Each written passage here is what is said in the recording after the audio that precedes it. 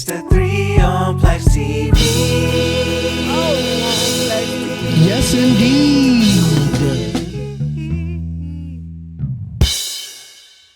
What's good, y'all? It's your boy PLAX, and I am back with another episode of the 3 on PLAXtv, and I got a motherfucking doozy for y'all today. Steve Nash is overrated as fuck. We just gonna get right into that. I've been wanting to do this video for a while.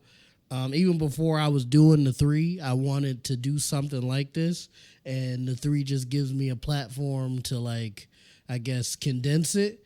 What made me want to do this today, though, was a buddy of mine. We got like a basketball chat, a few buddies of mine, where we like debate any sports, but mostly basketball. And they dropped in the chat 4 guards. And I'm not gonna get into who the other guards was, because that'll be a whole separate conversation. But they dropped the 4 guards, the picture of the 4 guards in the chat, and the question was, at their peak, who's the best guard here? And we debated back and forth, but my other friends kept like adamantly going for Steve Nash, not at number 1, but like putting him over other guards that I disagreed with.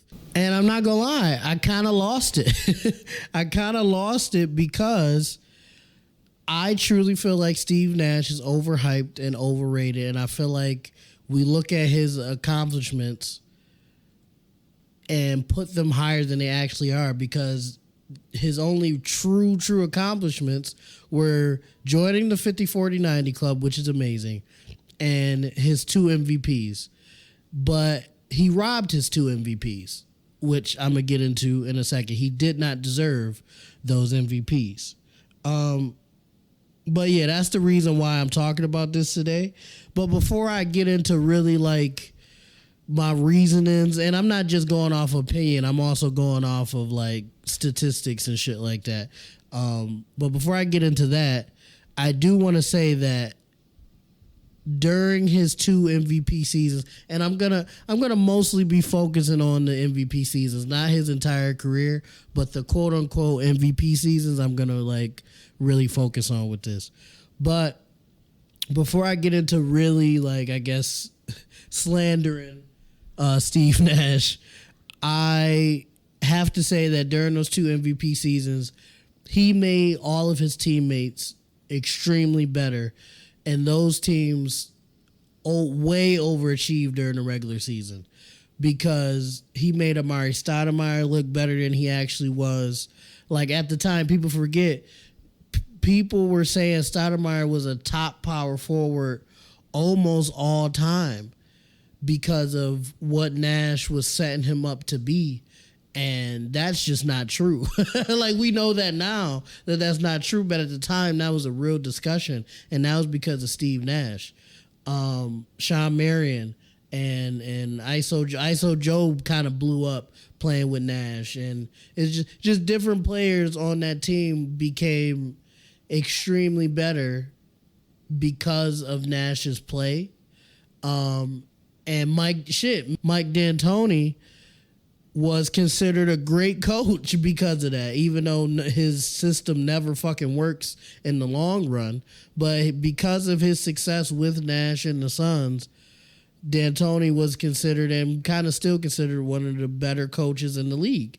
And that got him a lot of future jobs because of the success of that team, even though they never won any championships. But so I will give Nash that he did make his teammates around him better. He made them look better, play better, feel better, and he made his coach look fucking amazing. So I will give, also, his efficiency is immaculate. 50-40-90, 50-40-88, 50-40-85 seasons. That's immaculate. There's nothing like bad I could really say about that. That's just pure efficiency. His assist to turnover ratio is always great. Yeah, like I'm not saying like Nash is a bum or nothing like that. What I'm saying is Steve Nash is extremely overhyped, from a quality good guard to a MVP. And I just don't, like a really good solid guard being portrayed as like an MVP and like an all-time great is a concern to me. I just think it's crazy. But I'm gonna get into that. I'm gonna get into that here. So, number one, y'all know me. He doesn't play a lick of defense. He doesn't even try. And I know that's a staple in Mike D'Antoni's like offenses and like his teams, that his main player isn't a defender and chooses not to defend. That's probably part of the reason why he never wins any championships or anything like that.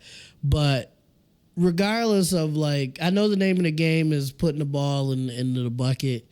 And people like flashy stuff and all that, and I get it. Not that Nash was flashy. This is just a general statement. I know people like flashy stuff and all of that, but there's something to be said about a true two-way player. Somebody that can get you points and on the other end do everything they can to stop the opposing player. That'll never not be important to me, and I will almost always take that player over somebody that's just scoring. You see what I'm saying? Like that's just me though. And maybe I'm crazy for that, but I'm almost always taking the two-way guy over the guy that scores a lot of points and doesn't put in effort on defense. That's just me though. But that's the first thing. He's not a defender. And then people talk about his MVPs a lot, right? He got 2 MVPs, but this isn't just me saying this. He robbed both MVPs. He did not deserve either of those MVPs, and he got them based off of efficiency and his team winning games, which is important, but I don't think that's a reason to be an MVP when your stats don't necessarily say that in comparison to other people. And that's not just me saying that. Many NBA legends, many NBA players that was around during that time that was like high impact players or role players, all generally say the same thing, that Steve Nash did not deserve those MVPs. Not just Shaq and Kobe and guys like that, but like just regular guys in the league say that he did not deserve those MVPs. And I'm going to go over it here. So, in 05 and 06, he won MVP.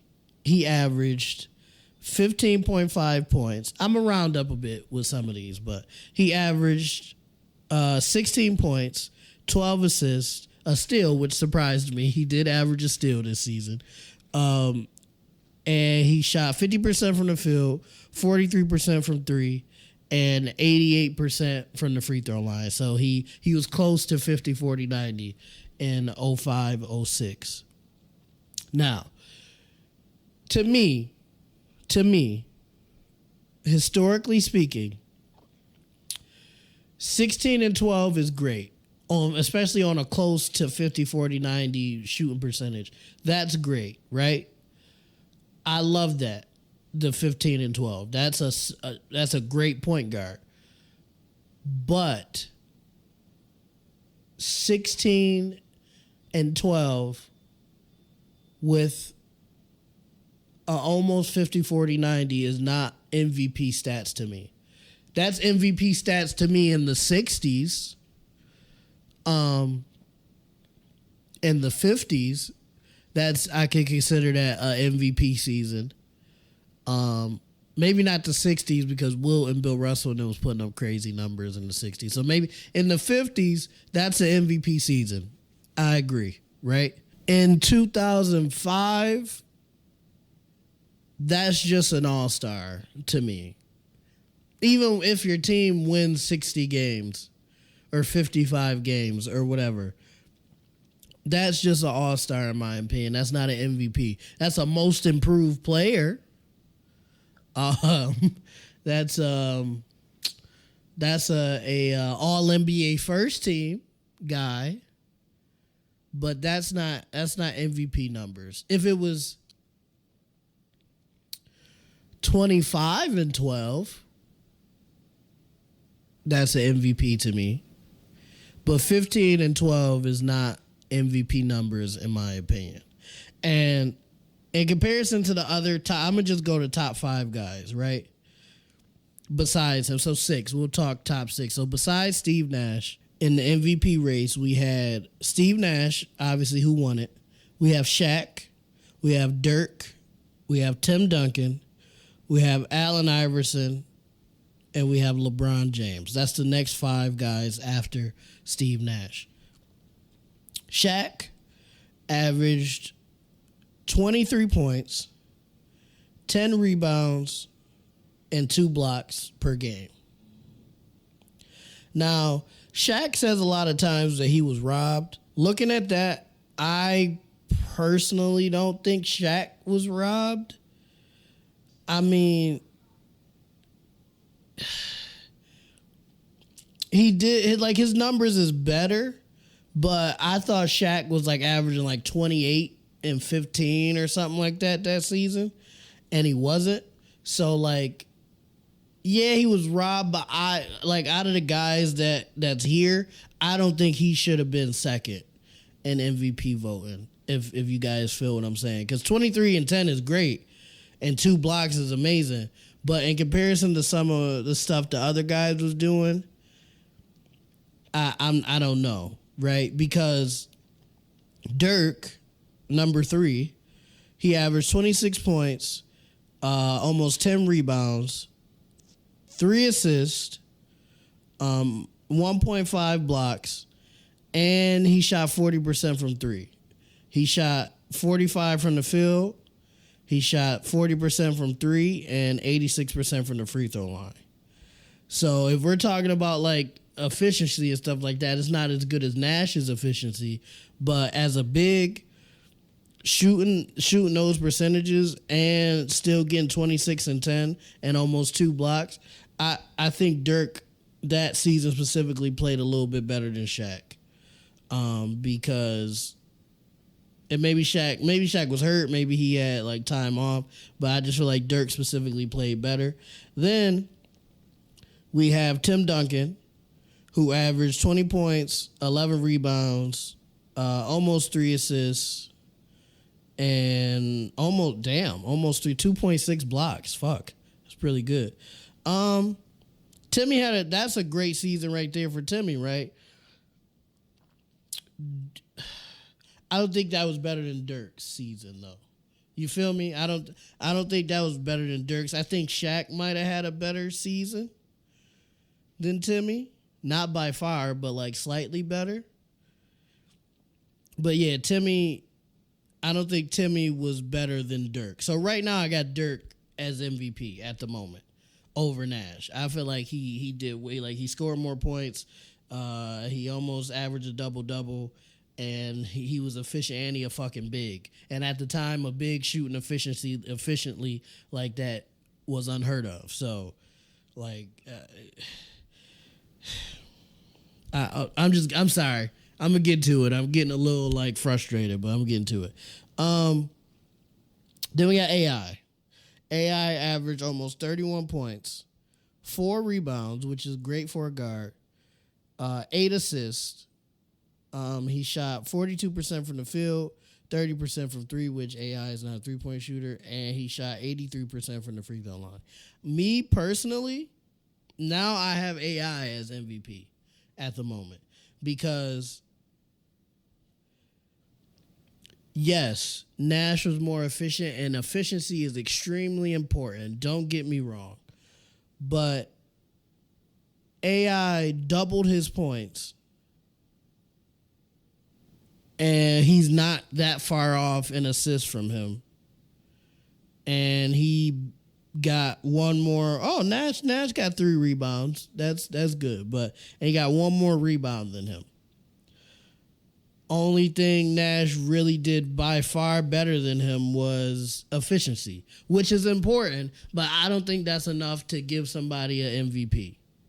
And I guess win percentage, his team won more games. And I kind of did, like, some brief math in my head. Okay, so this is what I did. This is what I did, right? 16 points, right? Nash was getting 16 points per game, and he averaged 12 assists. Let's say all of those assists was twos. It's probably all of them wasn't. Some of them was probably threes, but let's just say they were all twos. If they were all twos, that's 24 points that he also contributed to with assists. If you add 16 plus 24, that's 40, right? With AI, his 31 is really 31 points, but I'm gonna just say 30 because that's what I've been saying. 30 points plus his 8 assists. Let's say all 8 of those assists were twos. That's 16 points that he added on to his team with assists. That puts him at 46 points. So he's contributing 46 points to his team every night, and Nash is only contributing 40. It's not that big. It's not that big of a difference, but 6 points it could be the difference between winning and losing a playoff game. And people talk about AI and stuff like that, but he went to the finals. You know what I'm saying? But did the Suns go to the finals? Let me know in the comments down below. I don't think they went to the finals. And then on to LeBron. This was his 05-06. This was his second or third year, I think. He averaged 27 points, 7 rebounds, 7 assists, 2 steals, almost a block. He shot 47% from the field, 35% from 3, and 75% from the free throw line. 27, 7, 7, 2, and a block is better than what Nash did. So here, based on Shaq and Timmy are the only two where I'm like, okay, maybe if you add the efficiency into it, Nash technically played better than them. It's not substantial enough to me because 23 and 10 is still great. 23 points, 10 rebounds is still great. 20 and 11 is still great. 20 points, 11 rebounds is still great. But those are the only two that I'm like, okay, maybe, right?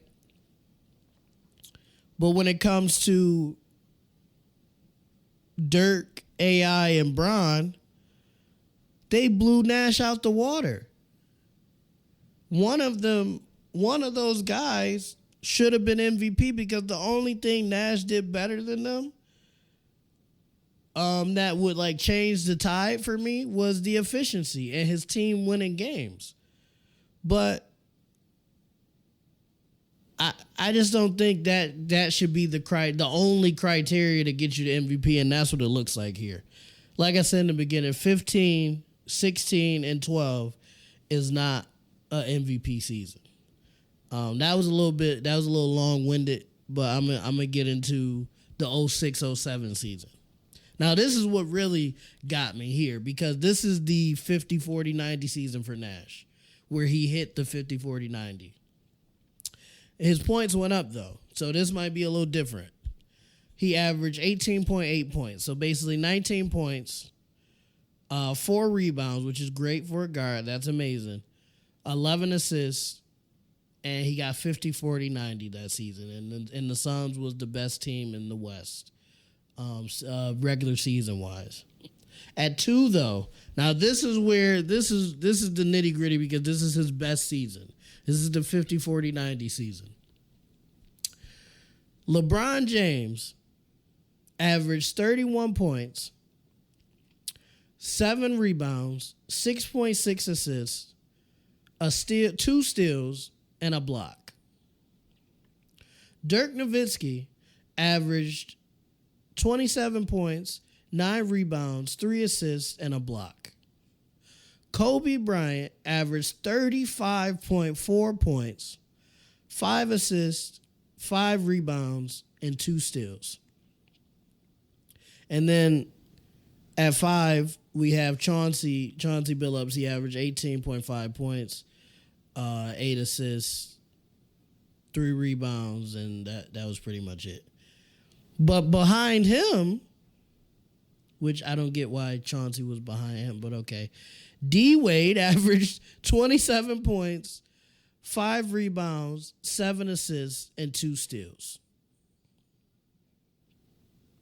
I think what hurt D Wade was he shot 17% from 3. That's that's terrible. I think that's what really fucked him up. But from Nash to D Wade, I could argue at the very least, Bron, Kobe, and D Wade, besides D Wade's 3-point percentage, all played better than Steve Nash. The only thing Steve Nash did better was his efficiency. Where I'm like, oh, that makes a huge difference, but it doesn't. In the MVP conversation, I feel like this was the only MVP race where efficiency was the biggest part of the criteria when it has never been that previously or since. The MVP is usually a stat thing, right? And to give Nash those 2 MVPs where there's blatant guys that outplayed him is insane to me. And the reason people talk about Nash the way they do is because of those 2 MVPs, but he didn't earn them. He didn't deserve those 2 MVPs. So when you really break it down, Nash isn't what people make him out to be, because the 2 MVPs he won should have belonged to other people. Like that first one, based off what I was looking at, I think Dirk should have got that. And that second one, Bron or Dirk could have got it. I think Kobe didn't get it because the Lakers were a very bad team. I don't even think they made the playoffs on that second one. So I get why Kobe didn't get it, but he still averaged 35, 5, and 5, though. You know what I'm saying? Like, we can't just sweep that under the rug. The motherfucker averaged 35, 5, and 5. That's crazy. But Bron or Dirk, and if D Wade's 3-point percentage was just a little bit higher, one of those 3 guys should have got it for the second one. I'm going to put the stats up on the screen so you guys can see what I'm talking about. I'm not just talking out of my ass or anything like that. But that's just my personal opinion. I think Steve Nash is just greatly overrated and overhyped. Do I think he's a very good guard? Yes. Do I think he's MVP? He's an MVP level guard? No. I don't think there's no other time period besides the 50s where Steve Nash wins MVP legitimately. And just to end it off, this video is a little longer than I thought it would be. Just to end it off, I pick a lot of guards over Steve Nash all time. I don't know exactly how many, but there's a lot of guards I'm picking before I even think about picking Steve Nash. But guys, this has been another episode of the 3 on PLAXtv. I hope you guys enjoyed. I'm going to try to cut this up so it's not so long-winded, but make sure you like, make sure you comment, make sure you subscribe, make sure you ding that notification bell so you know every time I drop a video. Let me know what you think of my viewpoints on Steve Nash in the comments down below. And most of all, YouTube. I love you guys. Peace. It's the 3 on PLAXtv. Yes, indeed.